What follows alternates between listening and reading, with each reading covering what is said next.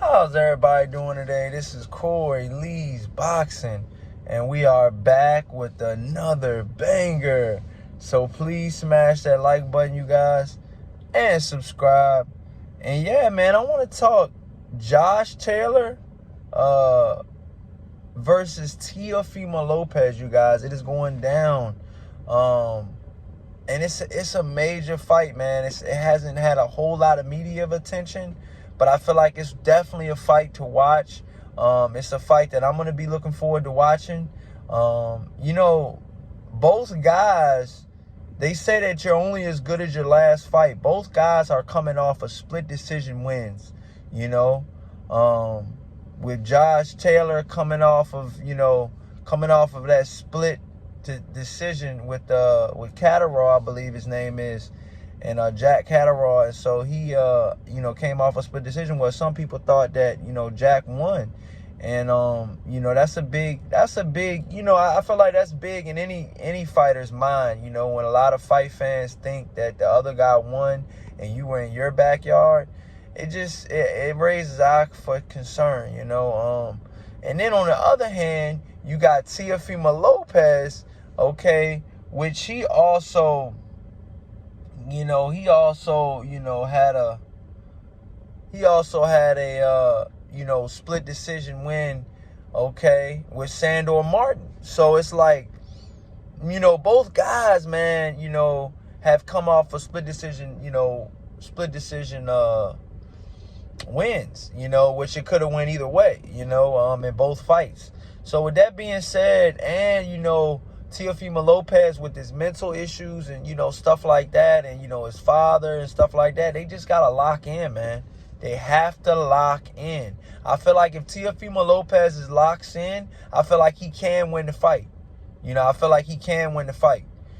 not counting Teofimo Lopez out of this fight. I feel like he's a live dog, and I feel like he can beat Josh Taylor tonight, and when they fight, I just feel like he can beat him because, Josh Taylor has openings. He was getting hit a lot in the Regis Progress fight. He had got hit in the Ramirez fight as well. The guy's there to be hit. Now, can you take his punches is the main thing. A lot of his fighters that he's fought in, he was in wars. He was in wars with Regis. He was in wars with, Ramirez.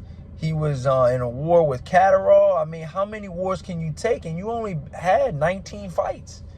I believe he's 19-0. And I believe Teofimo's 18-1. So they both had 19 fights. And I don't know, I feel like Teofimo has had less punishment. But the mental things can play a factor too. Teofimo's talking about his wife, took his G-Wagon truck and stuff like that, and he's got to go to court and stuff like that for his child. That's a lot to deal with, man, going into a fight, man. I don't care who you are, so I just feel like he's got to adapt. He's got to change up on the fly with Josh Taylor, because Josh Taylor is a very calculated, beast, man. And he's trying to get guys out of there. He's trying to definitely get guys out of there for sure.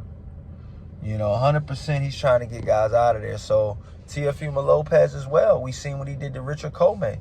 He had Richard Comey doing the stanky leg, man. So we got to see. Like I said, this fight is taking place, this Saturday.